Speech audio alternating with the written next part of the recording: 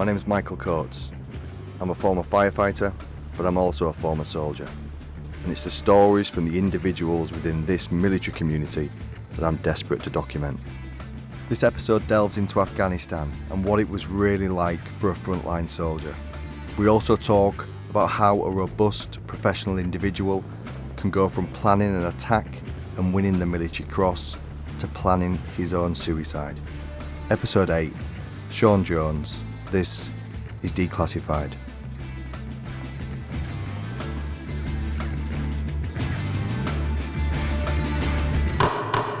Look, mate, we're pleased to have you with us today, and you're soon to leave the army.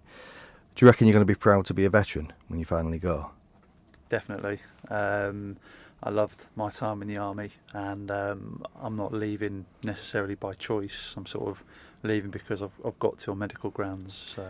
Yeah, it's a shame. So we'll take you back then to November 2003. And I'm going to kind of scan over this because we've got a load of content to cover and loads of valuable ground. I don't want to get too bogged in with this. November 2003, you initially joined the REME, recap badged kind of after basic training, then joined the Royal Engineers, did all the Royal Engineer training, ended up in 2A Engineer Regiment. How did you get on with the engineers?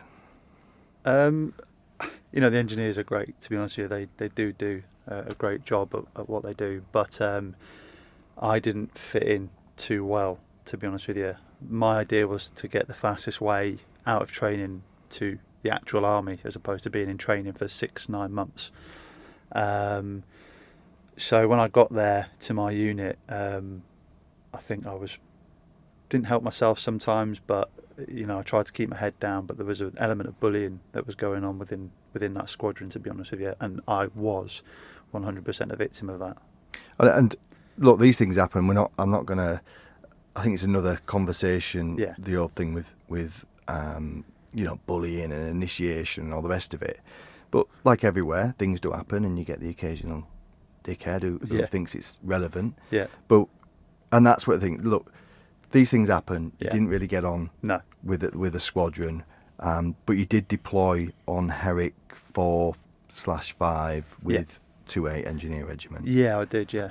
How was it, mate? How was it the initial? Because you're a young lad at this time, so I was quite young, and we were part of the initial surge of troops that went in off the backhand of the sort of infamous Free Para tour, and we ended up in theatre, and we ended up working in Lashkar district centre, and we basically ended up being our own sort of entity, our own multiple, working in and around Lashkar DC, and we were working to a colour sergeant either from the Paras or the Royal Marines that came in thereafter.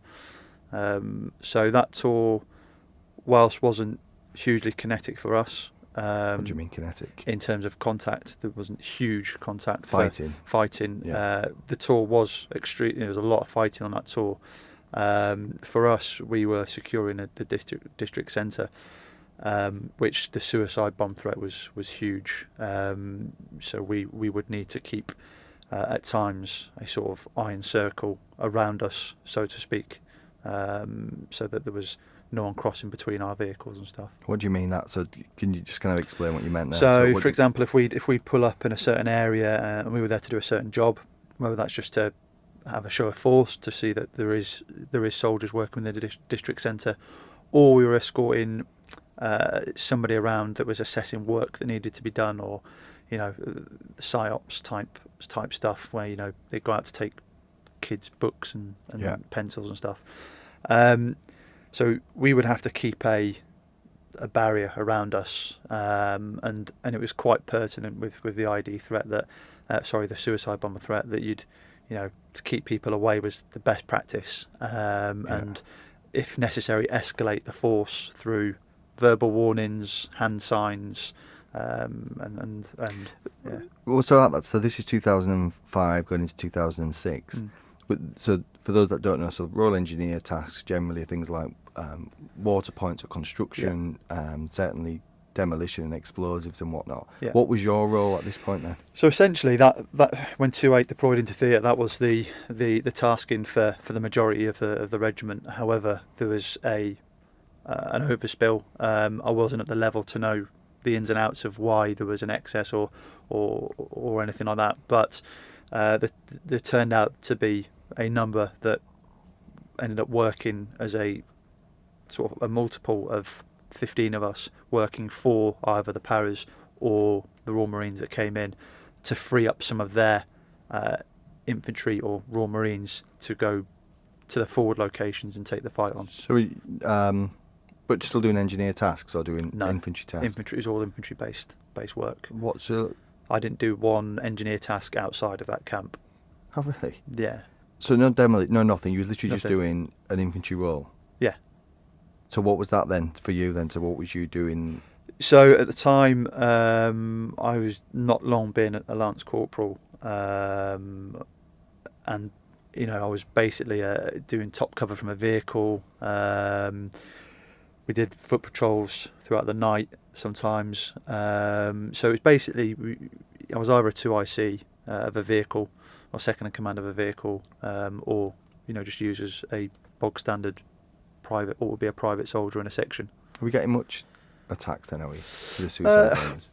Because it's kind of been overshadowed, hasn't it, by like the improvised explosive device. There was a lot of the threat was high within the district centre. Were we specifically the target? I don't think in the district centre that ISAF troops were the specific targets, although we were targeted, and some of the guys that were there before us, they had a number of guys wounded or killed in action via suicide bombers.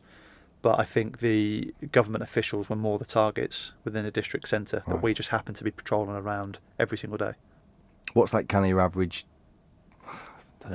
day? Are people messing about with you on that? Does the local community, do they know that not to go anywhere near you? I mean, they're all curious. The Afghan people they're actually extremely, on the most part, peaceful.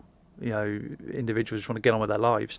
But we'd get stones thrown at us at times. But there was the odd occasions where people they don't know what we're there for, so they would approach us. Depending on the personality and what was going on at the time, or what had happened previous days, you'd potentially lower your stance and start engaging in conversation. And I remember one particular day that I remember just being on guard more so than usual, and there was a a man walking towards one of our other vehicles that was in this sort of protected area. And the guys were, hadn't noticed him. I don't know what the score was with them personally, but it turned out to me having to give this individual warnings.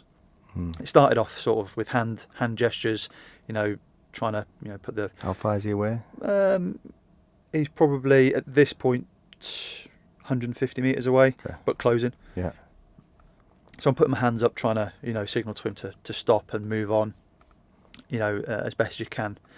Then I start to shout, in my broken Pashtun of stop, and then I try to escalate it even more, and he was just closing, and he was not diverting off his route. So my next course of action was I brought my weapon to bear. I had a light machine gun at the time, and I had my weapon to bear. I was trying to use hand signals again. He wouldn't stop, so my next course of action was I opened fire on him, and I don't know how, but every single round of that 3 to 5 round burst missed him. It landed extremely close to him, but it was just like he, stepped over them. It was a surreal experience, but he kept walking. What, after the shot? Even after that, he just kept walking. To that point, obviously. A weapon had just been fired. People sort of, started moving around, and the interpreter went towards the individual, and the interpreter sort of gauged that he was trying to work out what was going on. Another individual approached, and it turned out that the guy was deaf and dumb, and he had no clue what was going on. and he was just walking. You know, he was an older guy. I'd probably say late 40s, that sort of thing. But because of how he was dressed and his build, I assessed it to be a threat at the time, and I'd gone through every form of escalation I could. So at that point, obviously I'd done that, and the interpreter told me what happened. This guy just went on his merry way. He wasn't bothered. He'd just been shot at. Just walked off. Happy as Larry went off on his daily jaunt. I'll tell you what, it's a good job of a engineer. Well, yeah, exactly. And someone else a bit more trained would have probably shot. But joking aside, that's quite a... Well, it definitely is, because... You're young as well, aren't you? Yeah, I mean, I'm not even 20 by this point. Yeah. How did it sit with you? It hasn't sat well with me. At the time, I was very angry about it, because I feel that potentially others could have maybe averted that. If he was just hell-bent on doing what he was doing, then fine. But I had a few disagreements with a few colleagues at that point of I could have potentially took a grandfather, a father, a brother, could have took his life and I'd gone through my escalation drills, but it would have been for no reason, and that there is free marketing for the Taliban. It would have been, which then would have put ISAF troops in danger, because that would have been propaganda for them. Is this kind of stuff on your mind? Not that specific incident, but when you're out there and you're in this risk area, because you mentioned it then, like you almost look into the future as well. If this happens, what will happen in the future? Could we put that decision-making process, if we do this now, we're accountable for these actions, and then we're also going to be accountable for what's going to happen, and you don't want to be the guy, I'm assuming that. Yeah, I was always... I got the bigger picture stuff. I think that I grasped that when I was younger, and that's why I didn't really conform really to the engineer side of life, because the what ifs are so much higher when you are going to take a life. It's not, well, what if we can't, what if we can't get this Sanger up in time as an engineer task? Well, yeah, it's going to have a knock-on effect, but we'll make do. But as an infanteer side of life, the what if to taking a life is on a different path, on a different level. So there's always a what if to everything, and I think I understood that what if very early on, and I knew that the what if to that situation, that specific one, would have been, if I'd have done that, what could have happened? We could have been targeted specifically by family members. The Pashtun code is there. Eye for an eye, all that sort of stuff. So I understood the culture as well, which I think was a big thing for me. It's quite a mature approach. I've never really heard it been articulated like that. The fact that as an infantry guy on the ground, there's a lot. Then sounds obvious actually, and it's maybe sounds stupid me saying it, but just saying shooting someone today will affect all my blokes tomorrow, really, and or it could do, especially in somewhere like that where the risk and you're out there all the time. And then what was the rest of that tour for you like? I mean, for me, it was just we developed a set of sort of standing operating procedures that we would operate to. It was drilled. The Royal Marine Colour Sergeant that was in charge of us at that point drilled us very well. And we did go to places that, historically, the engineers weren't there. We went to some of the outstations that the Royal Marines were at, to places where nobody was at. It was a case of, one day we were on a patrol, and they wandered into a certain village. No ISAF forces had ever been there before. So we sort of rocked up in the middle of this village, and, they were looking at us as if, there was some dodgy people there. You could just tell body language. And it was a place you didn't really want to be, especially in small numbers of maybe 15.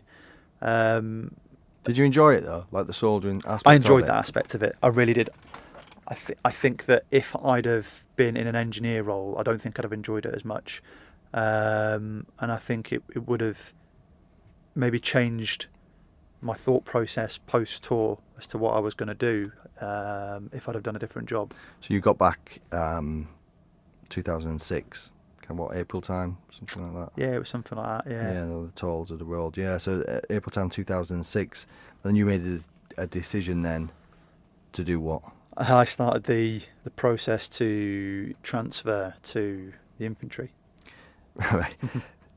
So, my engineer mates who are listening to this, I don't know if any of them will have known anyone who's gone that way before. So, but yeah, I think you loved it so much, that role, it was kind of an obvious jump for you. Yeah, I think that coming off the back of that and knowing what hardships that the infantry lads had gone through whilst on that tour, what the Royal Marines had been doing whilst they'd been out on the ground and things like that. It was just something you aspire to be. There's people you aspire to be like and follow. And I'm not saying that whilst I was in the engineers that there wasn't people like that, but there were very few and far between. There's a lot of the culture in the engineers is completely different to what it is in the the infantry. So there wasn't a lot of characters that inspired you to go and do something, to be different, to make change. And I saw that through some of the characters that I met briefly whilst I was on that tour. I remember one bloke, Raw Marine, big lad, he got shot in the shoulder on a patrol, went back to Bastion, got sorted out, and came back. Smile on his face, back in the gym. He's like, I can't really work on my right arm, but I can work on my left. And that was the mentality, whereas our mentality was slightly different, and I wanted to be around, So how did the process go then? Not too well from the engineer side of life initially, because it's sort of unheard of. Someone said to me, well, that's a step down. And I found that, even though I wasn't in the infantry, I found that extremely insulting, that someone would say that was a step down. Because I think that whilst the engineers can consider themselves maybe higher educated in school, they're not necessarily as higher educated in life as what some infanteers are. I think it's relevant as well, and I'm not saying it because I was in, because hopefully I've got a well-rounded view of it. Yeah. But you go to PWRI, you go to the engineers, you go to REAM, everyone thinks they're the best anyway. So definitely, of course, and I do agree that that everyone does think they're the best at what they do and that sort of thing. But for a comment, it's almost like belittling of everyone in the infantry. And I found that really hard to take. And I wasn't even in infantry, I was just starting the process. And it was a case of, that's a step down. And I just thought that sealed it for me. There was nothing anybody could have said to me after that would have changed my mind. But, I think my paperwork got lost. I think the Phantom Fairy came and lost my paperwork a couple of times, which prolonged the process. And in the end, I ended up going to I think they call it a transfer fair, but it was like when people leave the military, they go to these fairs where there's either other cap badges there to try and entice them to them, or civilian job companies to try and take them. And I saw the PWRR recruitment sort of team there. The RCMO from one PWRR was there. I told him what I wanted to do, and he went, brilliant, happy days. We sorted my paperwork out there and then, and it went backwards towards the engineers as opposed to the engineers going forward. And then, so you joined Princess of Wales Royal Regiment. Yes. In Paderborn, yes. in Barker Barracks. Settling all right? Yeah, I did settle in fine. There was a few. It was hard to fit in at first because I turned up on the first parade with my engineer beret and that on, because I didn't want to wear what they get presented with before I get told I could wear it, basically. So did that go down all right then? Did it? Because that's quite respectful. It's come down as a bit of a joke from my peer group. I sort of had to go in and see the Sergeant Major, and the Sergeant Major was like, what are you fucking doing? I was like, and I explained to him, and he went, all right, I get it, but you've got a bit of time now to get down the clothing store and get yourself sorted out. I don't want to see you like that. You're incorrectly dressed. But it didn't surprise me. It went down all right with him. Is that it did, yeah. Back. It was like go and get yourself sorted out, because you are PWRR. You are not engineers anymore. How long was it then before you went back? Because I know you went back pretty yeah. quickly, So we deployed back to Afghan as an armoured infantry company in 2008. sort of I think it Herrick was sort of, 9. yeah. So it was back end of Herrick 8 because the armoured infantry companies had, there was only one armoured infantry company in theatre, and they had different times of rotation because it's such a big entity and a big job to get done. And then what was because we could just dwell on the ins and outs of Afghan and get Yeah. really into that, the Yeah. nitty gritty of it. But what was the overall difference then? Because a couple of years before you'd been on, Yeah. the suicide Yeah. bomber threat was high, Yeah. and I'm sure the atmosphere was different, I'm guessing. So what was the main differences then? I mean, With your role yeah, and with I mean just the the environment professionalism, and everything? the professionalism of soldiers in 1PWRR is phenomenal, and it is across most infantry units. To be fair, that I've worked with. So the professionalism straight away was completely different. The way they approach jobs, the rank structure is firmly in place within the infantry within work hours. There's no, it's not necessarily mates, first name terms. It is very rank orientated. So does that give you more structure then when you're on the ground then in Afghan? It does, yeah. But, if you're asking someone to do a difficult job and your best mates and pally constantly with them, Yeah. they're going to be like, well, that's not a great idea, mate. I ain't doing that. And you never want that. You never want something to be questioned. People can't hesitate. They have to respect you, and respect goes both ways. But at the same time, they need to know that you are the section commander or you are the 2IC, and you have to inspire them. And you have to. Why was that decision making then so important on this tour of Herrick? I think that the tour before we left, our OC had come from the Royal Anglians, who'd had a particular difficult tour not too long before us, about a year or so before us. And I remember a moment where he turned round to us outside of the training wing in camp in Germany and pulled all the guys in and said, guys, this is going to be a tough one. What we're going to get asked to do is going to be very difficult. And I'm going to get a box and, write your letters and I'll put them in there and I'll make sure they get handed out if anything happens to you. And that's quite a bold statement, and he was, as the OC, that was what he thought was best to do. I didn't personally do that. Why did you not? Because I'm jumping around a bit. I've gone backwards Yeah. and forwards now. Oh, sorry, forwards and backwards. Because you were married, weren't you, as well? Yeah, so I'd married in 2008 to my wife Amanda, and our first child was born September the 11th, and I deployed like literally 2 weeks later. And she had a particularly bad birth experience, so she was in hospital for the best part of a week of the afterbirth as well. So I'd already cut myself off sort of emotionally from her in many ways, because that was just my coping mechanism when I left. But I never really, it was my child, my daughter, and I held her, but at first there wasn't this connection that I imagine you would have with a kid. Even though I loved her and I knew it was my child, I knew I was going away very, very shortly. So for me, leaving a kid behind, it was difficult, but it just was something I could shrug off and just go and get on with things. It'd be hard for people to understand that, but when you go into a risk area like I think that it is switching because, off. and I won't go forward, but I've done it again and with my other child, and it's difficult, and everyone manages things differently. Yeah. That was my way, because if I thought if I cut myself off emotionally, I don't know whether I did it consciously or subconsciously, but if I cut myself off, if something goes wrong, then it might be easier for them to move on. All right, so let's go out there then. So we fly out and we've overviewed it a bit, but we're now correct. So correct me if I'm wrong, because I might well be wrong. But this is an armoured role in Herrick.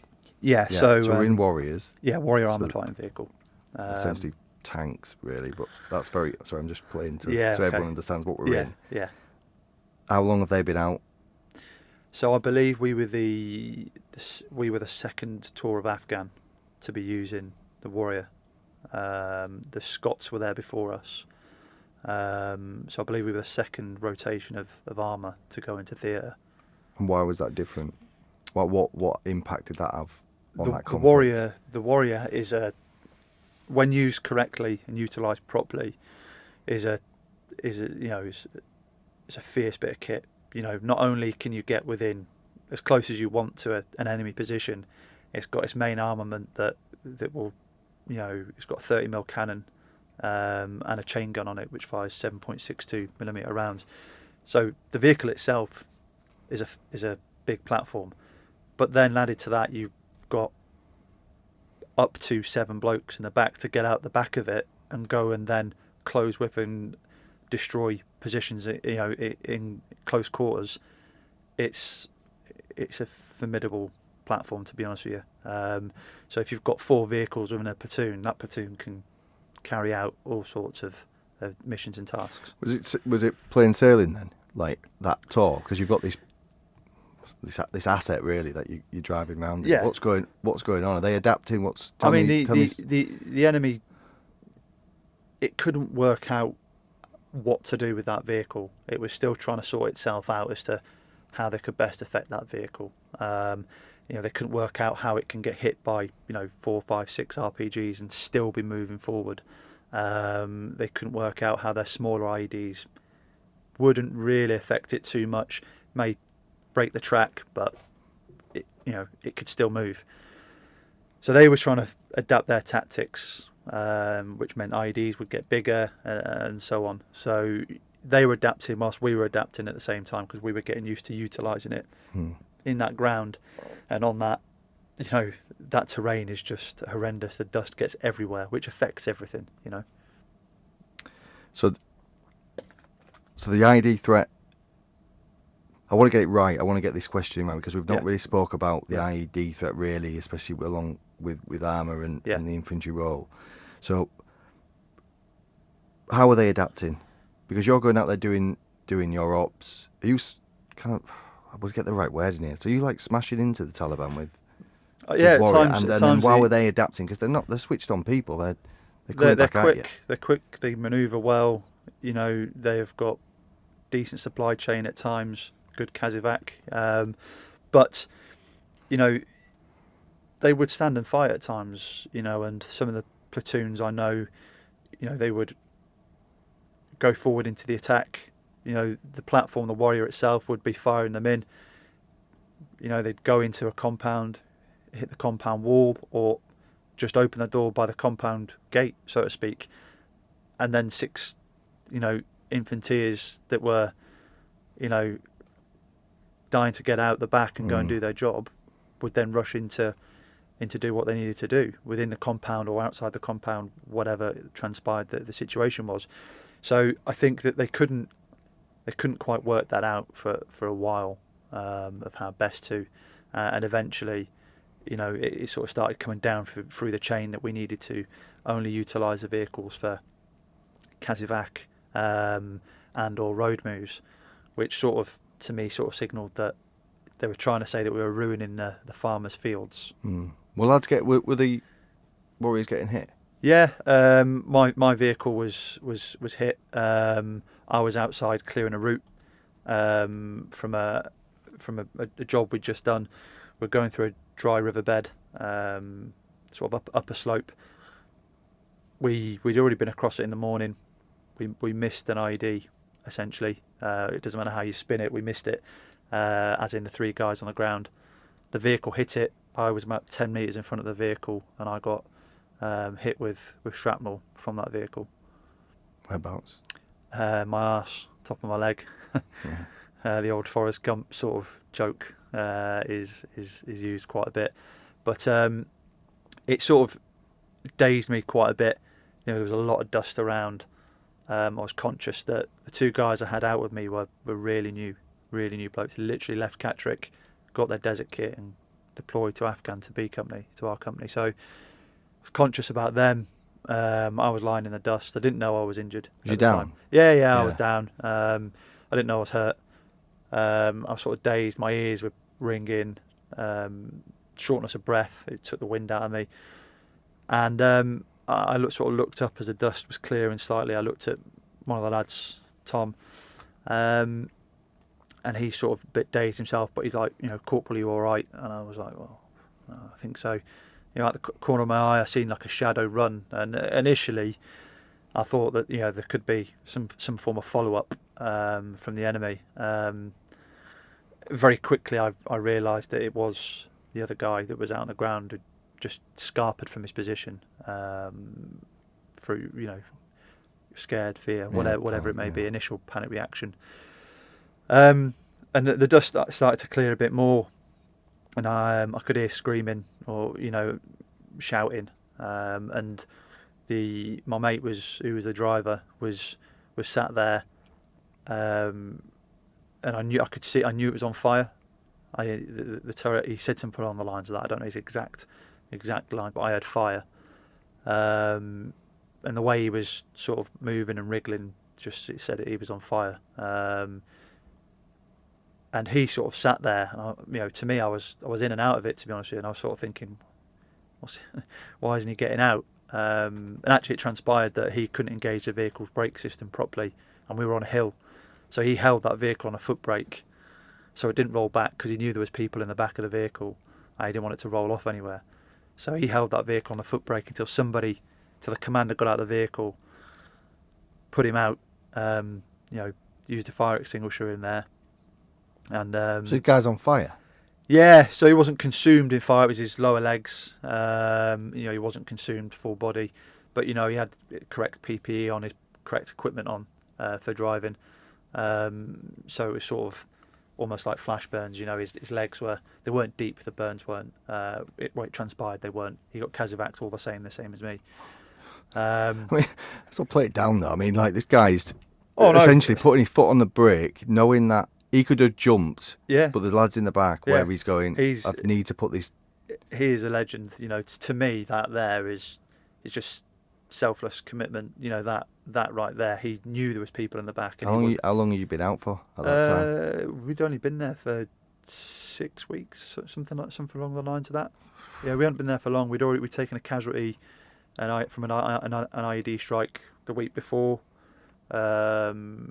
Again, shrapnel wounds to the backs of his legs. But yeah, there was that. So you're injured, he's injured. I'm injured, he's injured. The platoon sergeant gets across the top of the vehicles, and one of the corporals, one of the section commanders there, he gets to me. They sort of lift me up, and we sort of realise that I've got blood down the back of my legs. So they helped me up across the top of the Warrior decks, across the tops of the Warrior essentially, because that was the safest route. Got me to the back of his vehicle.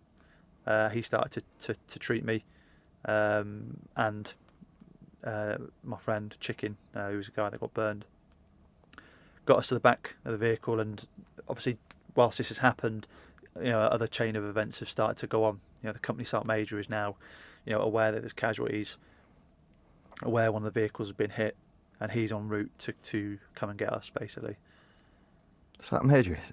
Yeah. So he's part of the Casevac chain would be right. Platoon sergeant deals with it, gets them to the company sergeant major, and the company sergeant major will deal with them, and either the MERT will come within the Afghan context anyway. The MERT will come there, or as what happened with us is he personally took us to the aid station that was at Musakala District Centre. I know you had a lot of respect for your sergeant major, and. We had a brief chat the other night, and we were talking about is the way he conducted himself and the way everyone looked up to him and really and I wanted to kind of say that because we've got a period of time here.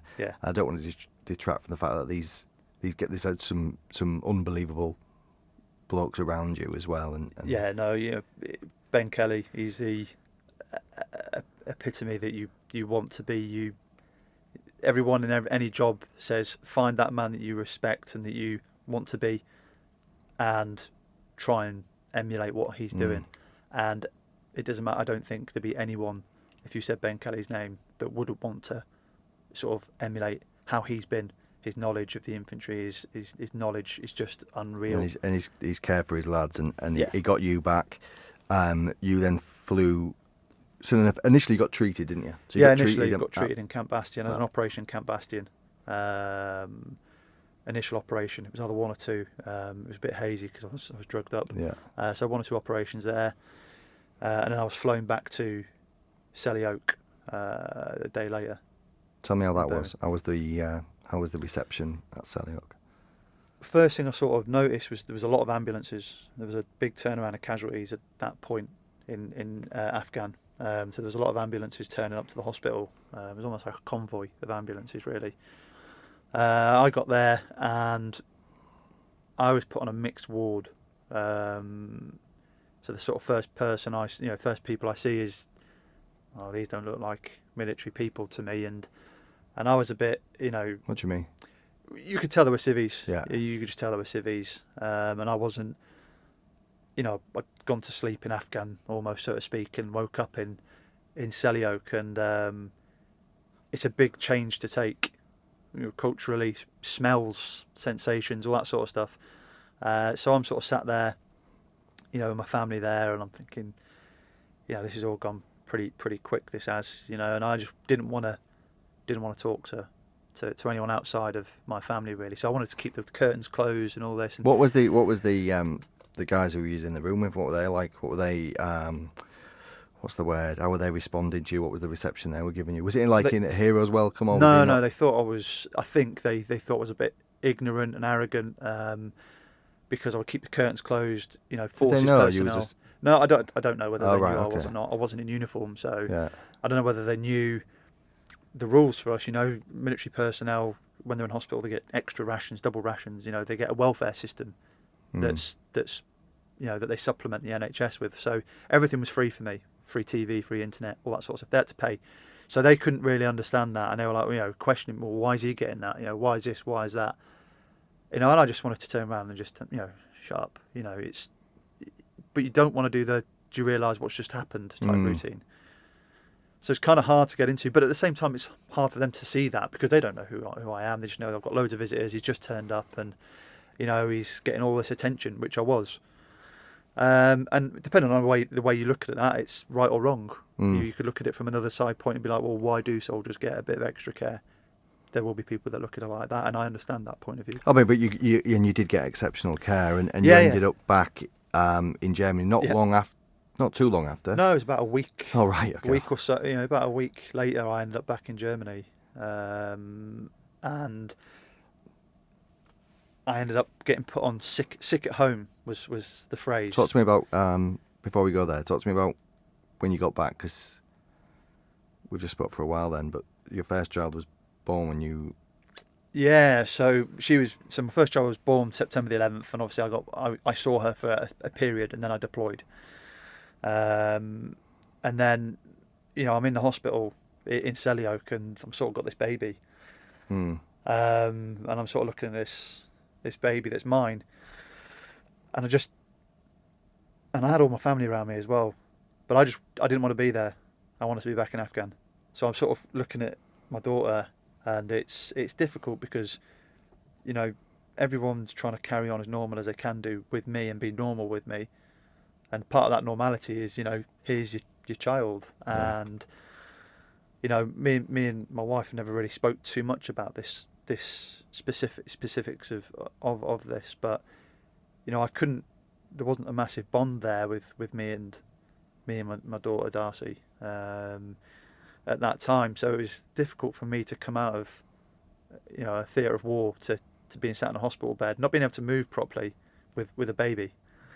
So it was really, really difficult for me. That was. So then you went back to Germany as a family for a bit of recuperation and whatnot, and then so you were just about to say something a second ago. So So I got put on sick at home, which is exactly what it says on a tin, really. But the rest of the battalion was deployed in Iraq at the time, so there was a rear party on which run the camp really whilst you're away, and I was basically told that even though I'm sick at home, I still have to turn up for parade in the morning, and I still have to turn up for parade in the afternoon, and then I can go home, as if a favour was being done. So that meant I couldn't drive. I was married. I tried to explain, well, I'm married, I'm sick at home, I don't live in the block. So it was sort of just shrugged off, and you need to parade basically. So my house was 20 minutes from camp, maybe 30, especially at that time of year. The snow in Germany wasn't great. So my wife was having to get up in the morning, get my daughter sorted. I was having to get sorted. She was having to help me at times. I was sort of in the way, if anything. Get me in the car, drive me to camp, to help me out the car, to let me them see my face for me to go home again. Mm. And it was surreal to me, and I couldn't even be bothered to argue the toss because I respected the fact that he was the rear part. There was the rear party sergeant major was there for a reason. So Mate, it's, you 1 minute you're in a place where there's no BS whatsoever, Yeah. and then the next minute there's more bullshit Yeah. than you Yeah. can handle. And so it was frustrating, and all I wanted to do was, to be honest with you, was to be better and go back. when you did go back, Yeah. so you went back out on the same tour. Yeah. Correct me if I'm wrong. Feb 2009. Yeah, it was in the vicinity of that. Yeah. You had a couple of months back Yeah. at home, Yeah. back out. How was the rest of the tour? 'Cause you had a couple of months left. Yeah, I mean, it was, as soon as I got back, I on my first patrol, and I was not fit enough to be there. It was a long patrol. It was arduous. The weight was carrying the weight was a lot. The ground was boggy that time of year, and I remember getting back in after that patrol and just I fully out on my hands up. I cried. I was in that much pain. I didn't want the blokes to see that. On the ground I could have quite easily done it, but I was in turbo. So So you're in a lot of pain. And, yeah, it was a lot discomfort. of pain, discomfort. And that's how I really saw that tour out. To be honest with you, was in constant pain. If I'm honest with you, and it was a shame. I wanted to be there so much, but I shouldn't have been. In hindsight, and hindsight's a wonderful thing. Yeah. But I finished out the tour, and it was what it was, really. I've got a feeling we're gonna move on, but I've got a feeling there's more to that than meets the eye. But look, we'll press on. And so we came back. Relationship with the family, how was that? So me and my wife have always been really good, been good mates anyway. That's the best way to start a relationship, really, isn't it? But my behaviour probably started to change when I was back. I don't think I was the same person for a while, really, and I found it difficult to adjust when we got back to just normality. And my closest friends, they were singleys, they were living in, and I ended up going out drinking with them all the time, being out all hours, getting into trouble, trouble with the police, all the cliches that come with, I think, that are said often, and it was happening. But I didn't really see it as that, if I'm honest with you. I just saw it as, I was just enjoying myself. Young lad in Germany. Yeah, and that's what I thought it was. But, again, the Sergeant Major, Ben Kelly, comes and basically says you need to go and speak to somebody. The behaviour I was exhibiting wasn't the behaviour of a married man with a child. Who was a good soldier who wanted a career. Yeah. And I was probably going down the wrong path, So I ended up going to speak to a doctor who sent me to the community psychiatric nurse, I think it is, what you call it, a CPN, who did an assessment on me, and I started to receive some treatment from the CPN, or some talks from the CPN, some chats they were, basically. I don't think it was any form of treatment. But yeah, we just talk about what had happened and why I was angry about stuff, because I was quite angry at the time. Was the behaviour just nights out, or was it going through the day? Was you at work, or was you during the work? I was snappy. I was very snappy often. Yeah. I was snappy at home. I was snappy in work. There was I've never been I think people call it blue-eyed boys, don't they? But there was an aura of aggressiveness about me that hadn't necessarily been there before. Violence or aggression? Yeah. Well, but I consider them both very, very close lines, and I was violent at times. I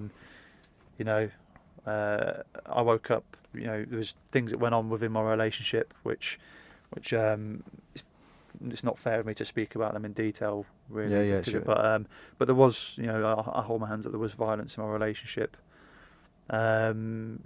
And yeah, I was not going down the right path. Do you want that to be? Are you happy with what you just said there? I'll have a think about it. Okay. All right, mate. So you went on a career course, and you were still well and truly in the army, and you was Yeah. looking forward to your career, and you did quite an arduous career course, which we'll kind of gloss over. Yeah. And then you ended up back in Afghanistan on Herrick 15. So you deployed September Yeah. 2011. Yeah. Take it So from there, please. obviously during pre-deployment training, my wife become pregnant again. Was the first point before we deployed, to be honest with you. And you know, the baby was due in November, which we were away for. And I remember her sitting down with my wife, and saying, look, you know, the blokes are potentially going to need me over this period, because it's still fairly early on in the tour. So we had a discussion about, you know, how to approach it, and you know, we sort of came to the fact of she'd like me home for Christmas if I wasn't going to come home. And that's, you know, in hindsight now, having a conversation that your wife's agreeing with about you not being there for the birth, and we're both agreeing to this, is a conversation that's ridiculous. I'm never going to get that moment back ever again, you know. And I went to the chain of command and said, look, if I can have Christmas R&R, I won't go back on that you know, for the birth, because, you know, if Would you have had it if you'd wanted it? Yeah, I had a very good relationship with my chain of command, and I think the sort of the rule goes, you know, you can be absent for your firstborn, but for your secondborn you have to be present to be able to look after the firstborn child. So, you know, and that would have meant potentially, you know, 2 weeks paternity leave, and you know, the R&R slot, you know, which potentially is a month away. So, you know, the agreement is that I would just take R&R at Christmas, and I'd add my paternity leave onto my post-tour leave. So we sort of had that verbal agreement, which you know, I stood by at the time, and whilst I regret it, I can't change it. You know, it is what it is. But it was, you know, an agreement. Yeah. Was it a selfish professional? I was very selfish in that. I don't know why she even agreed to it. I don't know why she. But Supportive. She's very supportive. The military wife community is their unsung heroes, to be honest with you, because the amount of stuff that they put up with is unreal. And there's no support for them. You can have all the welfare systems you want, you know, the welfare officers and things like that. No support for them. You know, this whole journey for me, nobody's asked how my wife is. You know, the entire time, and the only thing that the wives get briefed on about, you know, post-traumatic stress is if you notice any difference in them when they come back, let somebody know. So yeah. What was Herrick 15 like? So we deployed to Nari Siraj, into what was still a contested area. You know, Herrick was calming down to a point over that period, but we deployed to what was a contested area still, and we got put into our checkpoint, and it was just a compound that had been, you know, upscaled with you know, a Sangha, you know, a sentry position essentially. So that's all it was. It was simple life, simple living. None of the mod cons really. And you know, we were given our missions by the OC. You know, we were separate platoons. There was my platoon there was 4 platoon in another location, and we had a HQ location in our sort of area of operations. And talk to me about what the ops are. Are you still in warrior? What's the... No, we were light roll at this point. We were light roll infantry, so no vehicles. The HQ element had a number of wheeled vehicles, armoured wheeled vehicles to assist in any Kazivac if necessary, if they could get to him, because there was very limited roads within that area, and resupply really. So yeah, we were majority, 95% of us were on foot the entire time. Was you getting contacted? Like, was you getting... Yeah, so the first sort of when we did the handover takeover with the previous unit, they were sort of like, well, we get to this sort of point here, we get shot at, we return fire, so to speak, and we almost withdraw was the feeling that I was getting from the comments. So I wasn't getting a warm fuzzy feeling about a certain area, and I knew, by knowing our personalities of the chain of command, that we would go there without a shadow of a doubt. So that unit left, we took over complete and started to push into these areas that were still contested. So we were in contact pretty quickly from being there within the first few days, really. Oh, really? Yeah. Yeah, Have yeah. you got experienced guys around you? So we were a relatively inexperienced platoon. Platoon sergeant had deployed before.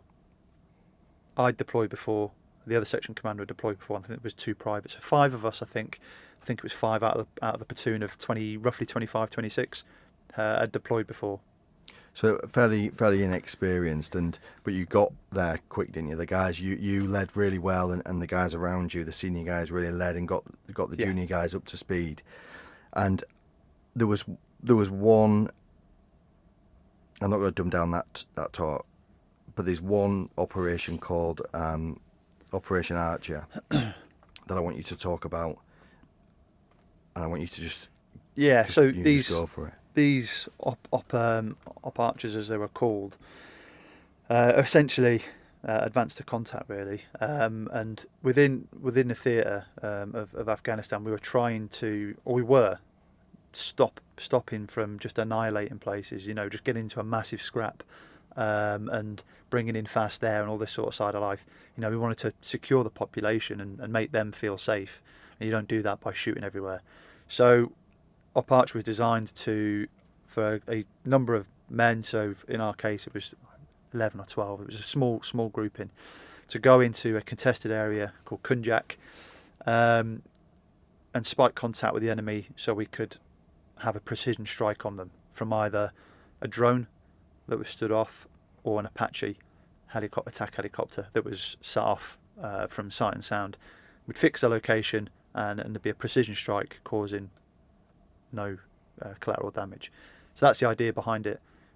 We went in, and lo and behold, nothing happened. We were sort of moving in into the village and then coming out of the village. Remember, we're going in a linear form, in one line. It's a slow, methodical process, getting rid of, making sure there's no IEDs. So the route selection was important. We've been out for a long time, and the assets, the Apache and the drone were going off station, so we were leaving. They leave. It's almost like the enemy knew, and they couldn't have known because you couldn't see any of the assets. And we had no support, and we were in the outskirts of the village, and we got ambushed whilst crossing a ditch. Now, all of a sudden, if you've been in contact before, you know the difference between close rounds with a lot of firepower, and this was close with a lot of firepower. There was automatic weapons opening up on us, what I assessed to be PKMs. There was AK. There was their version of the underslung grenade launcher. UGLs being fired at us, and this was all within. We were in a very almost close proximity, crossing a vulnerable point. I remember this tree, just twigs are falling everywhere. I'm trying to grab blokes to get them across a ditch, and if anybody's been to Afghanistan trying to get through these ditches in the winter, it's an absolute nightmare because they're full of water, needles, excrement, you name it, it's in there. So we're getting across this ditch into this field. There's no cover, and I wouldn't put anybody into an obvious cover because that there was where they chose to ambush us. So as a commander, you need to think very, very quickly. We got into this field and peeled out and started trying to observe enemy fire positions. I quickly observed 2 positions through muzzle flash and smoke, essentially, of where the enemy was, and I started to direct fire onto those positions. We tried to manoeuvre back a bit to get ourselves into a bit of a baseline. I didn't want to go back too much more further, and neither did the boss, because the ditch behind us just didn't look inviting.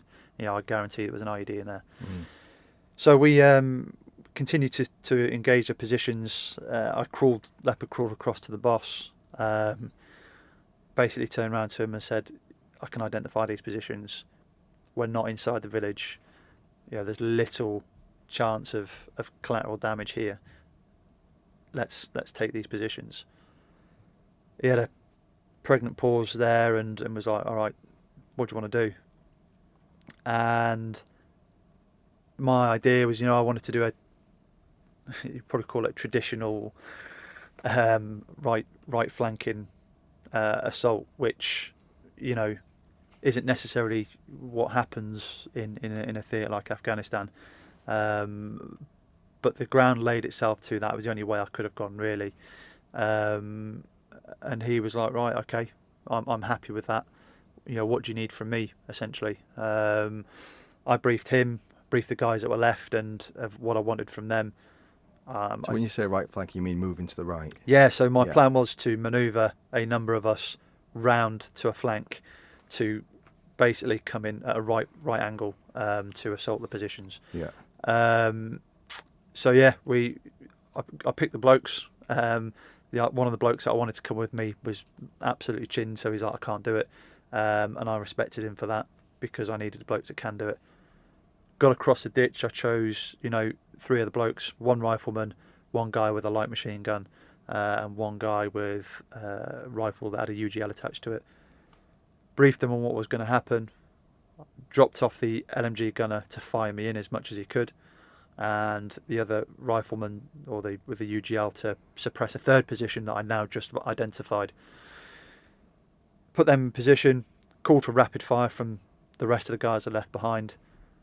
Told Rob Lush, who came with me every single step of the way, that I did this. Told him to fix bayonets, and we were going to go and start taking positions. We crossed a ditch. We essentially went into individual fire manoeuvre across this open ground, and it was literally, the rounds. The firepower was focused on me and him at this point. There was dust kicking up, and you could feel the thud into the ground. The ground was you could feel the thud.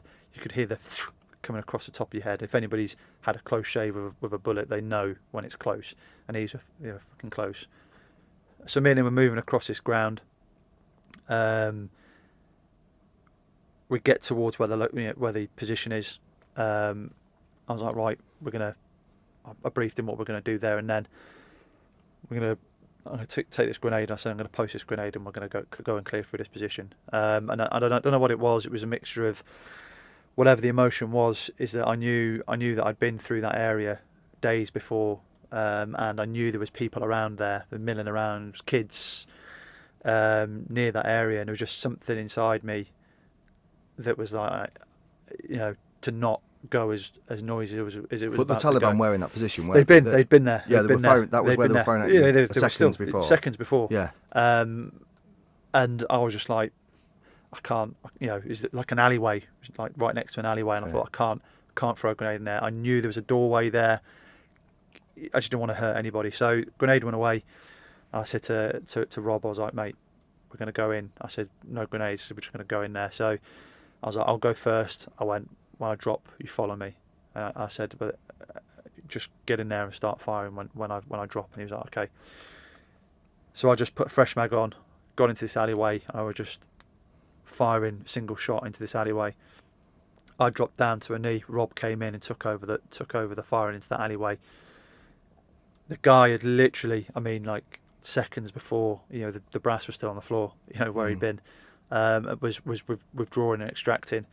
We could have followed up, but I didn't want to follow up at that stage there. We moved back to where we'd just come from, as in just seconds before where our last bound position was. Saw the individuals running, back to us. So, I wasn't going to start opening up on people with their backs to us. Watched them get into position and engage us again, to which we then started suppressing that position. Meanwhile, the other guys of the rest of the platoon or the rest of the multiple have caught up with us. I briefed the boss on what had happened. I issued some more fire control orders to the positions that we could see, and I ran across to Nick Treen and Vaughan Wilson that I'd left behind before, where we were getting opened up on from still quite heavily. Gave him a fire control order. with his UGL to fire. He dropped short on the first one. His second one he fired, and instantly the firing from that position stopped. I assume that was a direct hit on that position, just by how quick them rounds stopped firing. Mm-hmm. We reorged on the position, got ourselves together. So you came back and basically reorganised. Checked ourselves over, redistributed ammunition where necessary, because we used a lot of ammunition, and checked ourselves over, made sure we were all good to go. Stayed there for a period. We weren't going to start walking away or withdrawing very quickly, because the idea is to show them that we're not pushovers at the end of the day. Yeah. And that was pretty much that incident in a nutshell. There's a lot more to talk about, and we haven't got the time. Yeah. But needless to say, the actions that you took on that day, you were later awarded the Military Cross. Yeah. We came back from that tour, 2012. You did a few more career courses, but you certainly, just because I know this from a conversation we've had, and I want to get to a point in time where it's relevant for this conversation. You were getting drunk. There's a few arrests. You weren't being a great role model to anyone really around you, but I think there's a lot of there's been a lot of leniency towards you because of the actions, especially with the MC. And I'm going to really fast forward us from 2012, 2013 to 2017. You've been posted back to the UK as a colour sergeant. Yeah. There was a bit of time on leave. You'd been on no ops since 2013 or 2012 when you came back. And then you went on a family holiday to Croatia. Yeah. So we I just before this holiday I'd started to see a CPN again, because I just wasn't right. I knew there was something going wrong at the time. So I knew I had to speak to someone. So I did, but obviously I was moving, so they had to transfer my care. So I didn't get, I had about 3 appointments. So before my first appointments in the UK, we went on holiday to Croatia with some friends, close friends, and their wives and kids and stuff. And first day I got there, it was the first time I'd seen them for a few weeks. And then, they were like, "How are you getting on? You feeling better?" That sort of thing. And I was like, yeah, I'm good, as I've done for years. I'm fine, nothing wrong with me, because I'll sort it out on my own time. So that was that first evening, but the second evening it was quite surreal. I was sat by the pool, wives were inside doing, they were doing salads or whatever, and the lads were out drinking the beer, doing a barbecue, and I'd withdrawn from all these, from both groups of people. I was sat on the side of the pool and just thought, it just dawned on me. I thought, I'm not making anybody happy here. I need to, I'm gonna go and kill myself. And I sort of sat there and I was thinking about what I'd do and what I should do and I shouldn't do. And it was like I was just having a conversation with myself in my head. Calm? I was calm. I was calm as you like. This was just a normal decision? I was just a normal decision. I was sat next to the pool. I literally had a book in my hand. I just sat there thinking, right, I'm not making anybody happy here. I'm causing problems, definitely in my own relationship. I was moody often, off with the kids, snappy with people. How serious was you about it?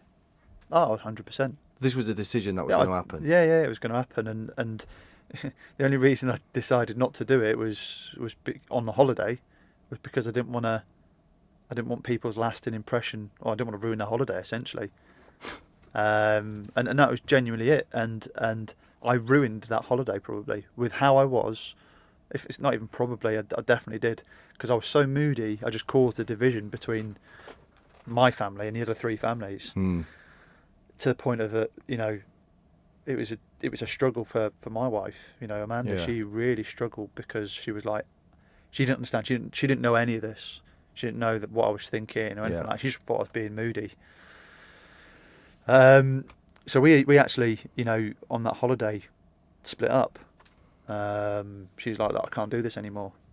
So, you know, I was like, right, okay, you know, well, obviously it wasn't okay. But, you know, I had this facade, this, okay, we'll sort it out when we get back home type thing. Because I didn't want other people to see the business, you know, airing your laundry, so to speak. And what happened when you got home?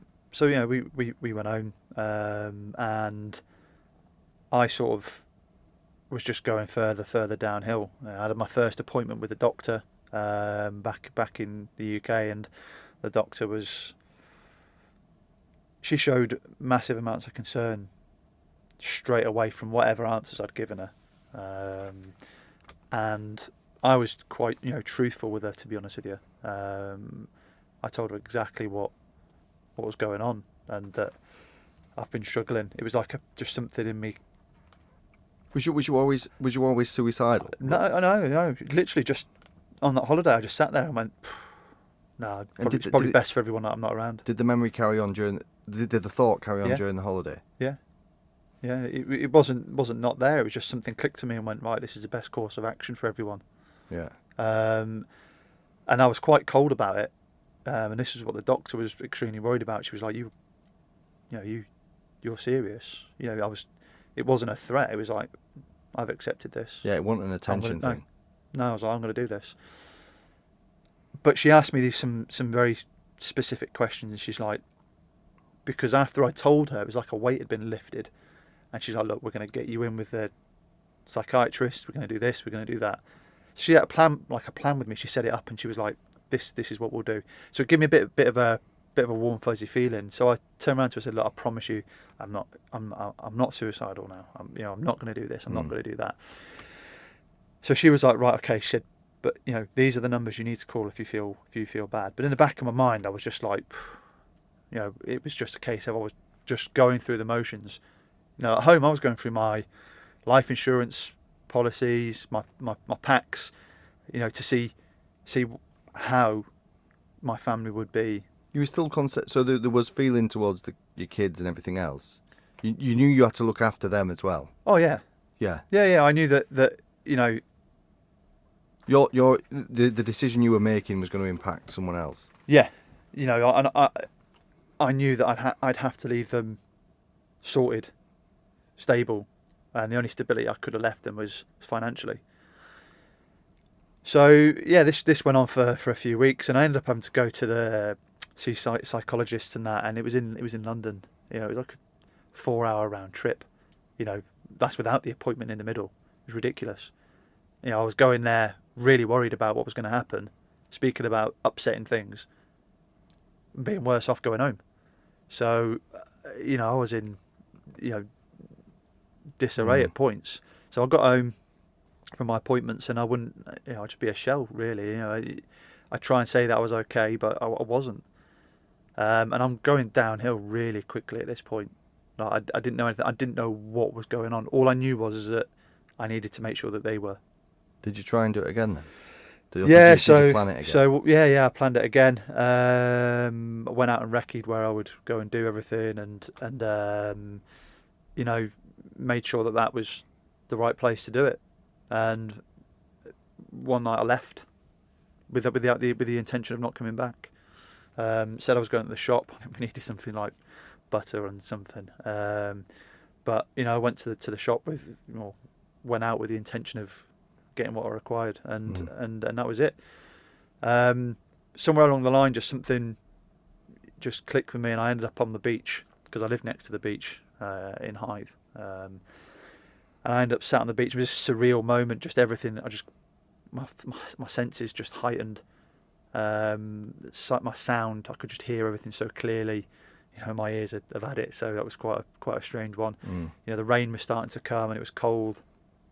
But I was sat there for about an hour, maybe something like that. I don't know. I had numerous missed calls on my phone off Amanda, which I didn't know I had. I just didn't know anything. I just snapped to, and I just felt so calm. I just got up and went, right, I'm going to go home. Went home, started walking home, and she'd been out. Was you back with? No, we're separated, but we were still living in the same place. We were living in separate rooms. It was a difficult time. Right. But she was really worried and came looking for me. Found me. I think that was the point where she knew it was quite serious. I didn't think she knew how serious it was before that. What? So we're still in 2017. Yeah. Because the Croatia was June. Yeah, What June, month- July time, What Croatia. month are we in now? So we're probably October, November sort of ground. So you didn't. Obviously, we didn't Yeah, do it in yeah. October. We didn't Yeah. attempt it, but we planned it. Yeah. Were there any other times where this?